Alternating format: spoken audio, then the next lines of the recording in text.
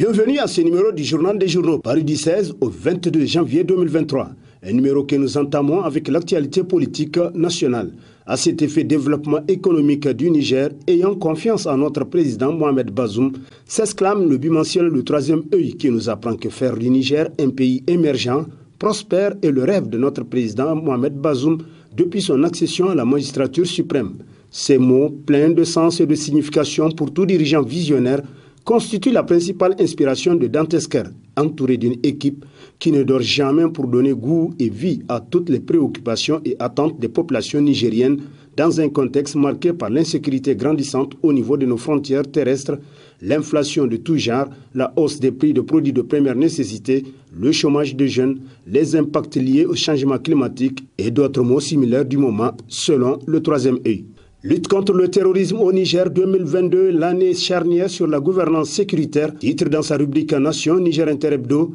d'après qui dans la lutte contre le terrorisme, le Niger s'en sort pas mal et ça, nous le devons aux efforts du président de la République Mohamed Bazoum. Dès son arrivée au pouvoir, il a fait de la lutte contre l'insécurité une de ses grandes priorités. Il est sans cesse aux côtés des populations vivant dans les zones touchées par le terrorisme, le banditisme armé, le trafic d'armes, de migrants et de drogue et ne cesse de déployer des efforts pour accroître les capacités opérationnelles des forces de défense et de sécurité selon Niger Interebdo. Niger lutte contre la corruption et l'impunité. Il faut soutenir le soldat Bazoum, s'exclame à la une de sa parution en date du 17 janvier le quotidien privé Mouria à la Voix du Niger, qui constate que le combat contre la corruption est noble mais redoutable.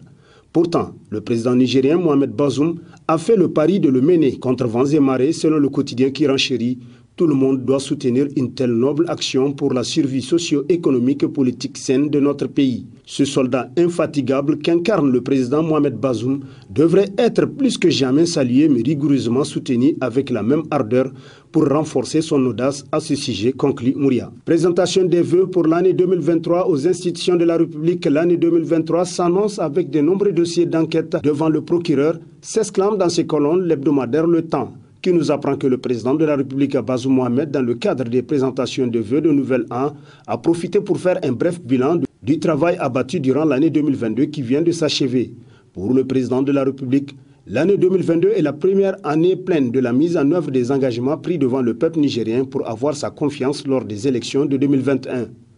Dans le prolongement de ce qui avait été entrepris au cours de l'année 2021, le gouvernement s'est efforcé de maintenir le cap en vue d'assurer plus de sécurité aux citoyens, où qu'ils soient et en particulier dans les zones affectées par la violence terroriste selon le temps qui conclut. Au cours de l'année 2023, l'Office national de la population va démarrer ses activités avec l'espoir qu'il suscitera les réflexions qu'il faut pour contribuer à sensibiliser la population sur cette question extrêmement difficile. Lutte contre le terrorisme et le détournement du deniers public de Gros Bonnet bientôt devant la justice, titre entre autres à ça une hebdomadaire satirique Le Hérisson, qui nous apprend que dans sa réponse aux vœux de Nouvel An que les institutions de la République lui ont présenté, le chef de l'État a réitéré une fois de plus sa volonté à lutter contre la corruption et le détournement des deniers publics.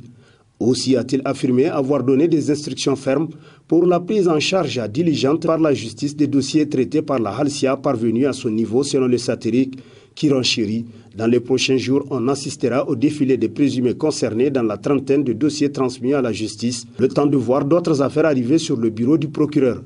On ne manquera pas de voir débarquer de gros bonnets, notamment des ministres quand on se souvient que les révélations contenues dans le rapport de la Cour des comptes, comme d'autres faites par voie de presse, marché de commande de vaccins pour le compte du ministère de l'élevage, ont fait l'objet de saisine de la Halcia par les citoyens, poursuite à donner, conclut Le Hérisson. Détournement présumé de fonds, Zada Mahamadou et Ibou Karadje, les victimes d'une traque sélective, s'interroge l'hebdomadaire Le Courrier, pour qui la récente affaire Bagri est venue rappeler aux Nigériens le statut de détenus préventifs Zada Mahamadou et Ibou Karadje. Pour l'opinion nationale, les deux dossiers restent truffés de zones d'ombre. Beaucoup de non-dits selon le journal qui poursuit. Ce n'est pas pour dédouaner Zada Mahamadou et Ibou Karadje, mais force est de constater que la volonté de sévir en toute impartialité n'y est toujours pas. Bazoum Mohamed doit revoir son engagement d'après l'hebdomadaire pour qui il doit convaincre les Nigériens quant à sa sincérité. Par les actes au-delà des paroles, conclut Le Courrier. Dégarnissement du portefeuille des ménages, les Nigériens n'ont pas fini de broyer du noir. S'exclame l'hebdomadaire satirique Le Canard en furie, qui constate qu'alors que les consommateurs nigériens se plaignent de la flambée interminable du coût de la vie depuis pratiquement 2018 avec l'application d'une batterie de mesures fiscales antisociales, le gouvernement a décidé d'accentuer leur souffrance en ce début d'année 2023 en incitant les opérateurs de télécommunications à revoir à la hausse les tarifs de leurs prestations.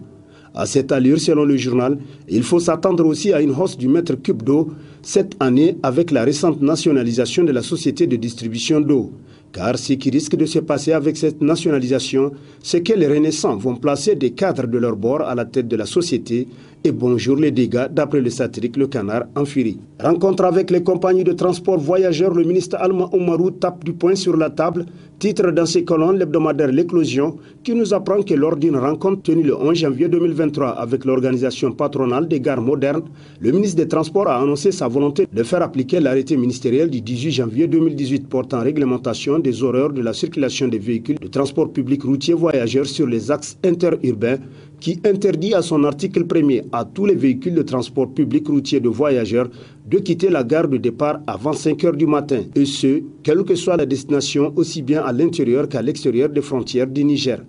Le même arrêté, en son article 2, interdit à tout véhicule de transport public routier de voyageurs de circuler sur les axes interurbains de 0 h à 5 h du matin, selon le journal qui poursuit. Le respect de ces directives gouvernementales contribuera certainement à réduire les accidents mortels dus bien souvent à la fatigue et ou somnolence des conducteurs, mais aussi au manque de visibilité et lisibilité sur la route, notamment la nuit, selon L'Éclosion. Message de vœux de nouvel an du directeur général des impôts, titre dans sa rubrique Société l'hebdomadaire Le Visionnaire, pour qui l'année 2022 vient de s'achever. Elle a été pour la Direction générale des impôts une année phare au cours de laquelle d'importantes réformes ont été conduites et des résultats assez satisfaisants atteints, selon le journal, pour qui la détermination du personnel de la Direction générale des impôts et la confiance de plus en plus grandissante des contribuables à leur administration fiscale ont permis l'ancrage dans nos mœurs fiscales des pratiques nouvelles et efficientes telles que la délivrance de la facture électronique certifiée ou le paiement des impôts en ligne. L'impôt, socle de la République, pilier du développement,